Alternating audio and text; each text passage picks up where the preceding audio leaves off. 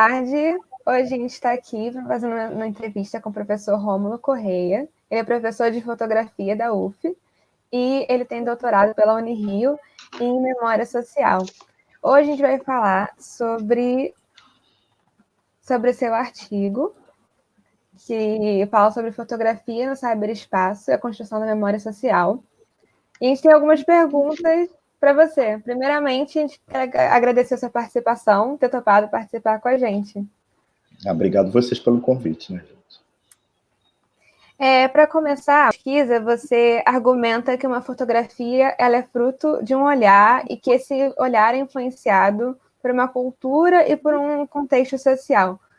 Você pode explicar como essas influências atingem diretamente a fotografia e como elas influenciam as suas fotos? Sim, sem dúvida. Então, uma fotografia, né, ela vai ter uma relação com o real, né, com o referente, com o mundo real, né, mas ela sempre vai ser um ponto de vista do fotógrafo, né. E esse fotógrafo, ele tem uma cultura, ele tem uma experiência, né, então o recorte que ele vai fazer daquela realidade vai ser sempre a partir da formação dele, né, da forma como ele vê o mundo, das coisas que ele acha importante mostrar através de fotos, né. E assim, gente, tem uma coisa também na fotografia, na linguagem, né, que você tem na fotografia a denotação e a conotação, né. A denotação é a fotografia tal qual ela é, né. Um exemplo que eu sempre dou nas aulas é o seguinte, se você tirar uma foto de uma pomba branca, né, através da denotação ela vai ser uma pomba branca, mas através da conotação ela vai ser a paz, né, mas vai ser a paz na cultura da gente.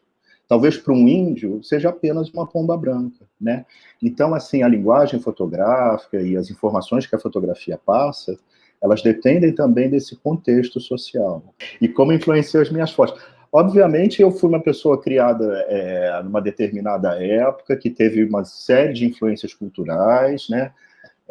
Fui influenciado por outras tecnologias, então o meu olhar também é fruto da minha história, do meu passado, do meu aprendizado. E obviamente, as fotografias revelam isso, né? Me revelam.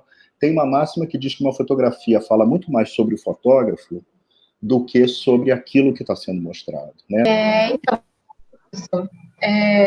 as câmeras, no seu artigo, nós conseguimos perceber que as câmeras possuem muitos recursos e capturam detalhes que muitas vezes nossa própria visão não tem a capacidade. Mas, ao mesmo tempo, são as pessoas que controlam a interpretação sobre elas. Sim. E, nessa parte, o senhor cita Tongani. Desprovida de linguagem, uma foto depende do que as pessoas dizem sobre ela. Sim. Isso é muito interessante, mas também pode ser meio problemático, porque as imagens estão sujeitas a olhares tendenciosos. Então, como proceder diante desse dilema? Em relação aos olhares tendenciosos, Samara, eu acho que sempre tem dois pontos na fotografia, né? Quer dizer, tem um ponto que o Roland Barthes, né, que é um outro teórico da fotografia, que escreveu um livro chamado A Câmera Clara, que é um livro muito importante, ele falava do studium, né, do conceito de studium e do conceito de punto, né? Que o studium era sempre a intenção do fotógrafo, o que ele queria passar com aquela imagem, né? Mas que isso não estava garantido, né? Porque cabia ao leitor interpretar aquela imagem, né? E o leitor podia interpretar aquela imagem de acordo com a experiência dele, com a vivência dele, etc. e tal, né? Então, assim, uma fotografia, ela não necessariamente vai ter uma leitura pelo receptor da fotografia daquilo exatamente que o fotógrafo quis falar, né? Sempre vai ter esses dois lados, né? Vai ter o lado que vai ser a intenção do fotógrafo em fazer aquela imagem, mas aquilo não vai estar garantido, né? Então, trazendo um pouco mais para o contexto atual, né? Hoje em dia, com programas como Photoshop, esse deepfake, né, que alteram completamente o caráter de representação do real das fotografias, a gente queria saber como que isso altera a construção da memória para o futuro. Sim. Então, Luiz, eu acho que essas coisas de deepfake, de manipulação, eu acho que elas fazem uma confusão danada nos processos de comunicação, né? Mas eu acho que para chegarem à questão da memória, eu acho que se passa aí por um processo de filtragem, né? E assim, essa questão da manipulação, ela é anterior ao digital, né? Se a gente pega fotos do Mao Tse-tung de 1936 na China, com alguns correligionários dele, né? Depois o tempo ia passando, os correligionários iam virando inimigos, e eles iam sumindo das fotografias, né? E não era tecnologia digital, era tecnologia analógica, era laboratório, era químico, né? Era muito mais difícil de você fazer essa manipulação, né? Era muito mais difícil a alteração da imagem, mas já existia, né? Isso não é uma novidade do digital. O digital, ele deixou isso mais rápido, mais fácil de fazer e mais difícil de se perceber. As grandes manipulações, elas não têm grande alcance, né? E eu acho que a gente pode ver isso olhando para o passado, né? Quer dizer, se as fotos do Mao, algumas fotos do Lenin, né, que foram modificadas assim, analogicamente foram modificadas, né, o que fica para a memória é o que elas foram modificadas, né? E não a versão que eles quiseram passar, né? E não a manipulação do passado, né? Eu acho que a memória tem um filtro aí, né? E não cai facilmente nessas coisas.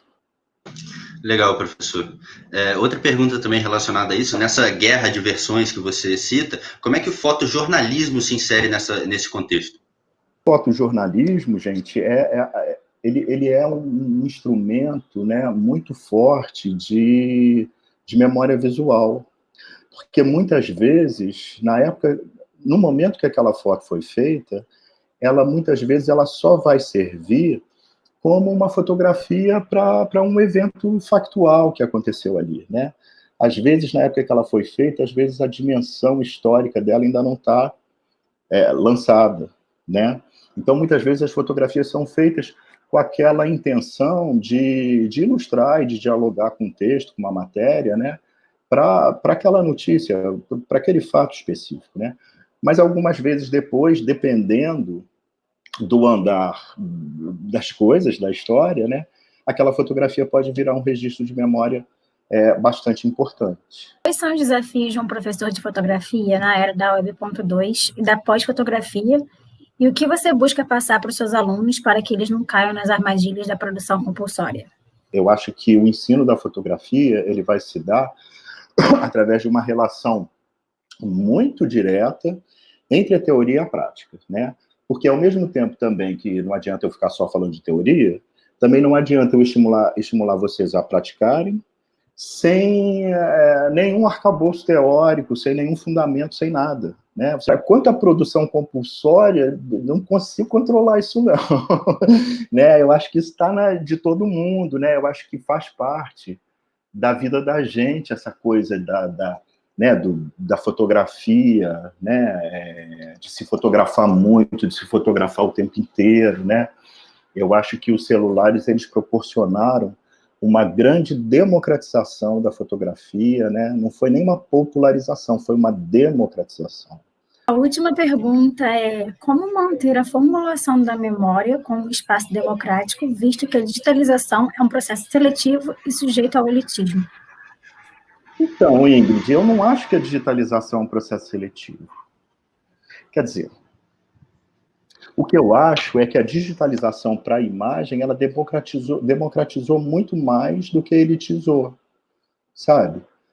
Eu acho que todo mundo hoje pode produzir uma imagem, pode ter uma fotografia, pode guardar alguma coisa, né? Eu acho que, assim, é óbvio que tem lugares que não tem acesso à internet, que você, né, não tem nada disso, mas eu acho que hoje muito mais pessoas têm a possibilidade de produzir fotos, né, e produzir memória através das fotos. Eu acho que hoje em dia as pessoas têm mais possibilidade do que anteriormente. Eu Legal, acho que não teve melhor forma de encerrar a nossa conversa. A gente gostou muito de falar com o senhor, agregou muito, muito legal. É isso, a gente tem só a agradecer. E a gente aguarda ter a sua matéria com você presencialmente. Julia, eu tenho que agradecer, adorei esse papo com vocês, tá? Eu acho que não vai ser presencialmente, não, tá? Não quero ser estraga prazer, não. Eu adoraria que fosse presencialmente, mas eu acho que não sei se vai ser, não. Mas, de qualquer forma, a gente vai estar junto, né? E eu acho que é isso que é importante.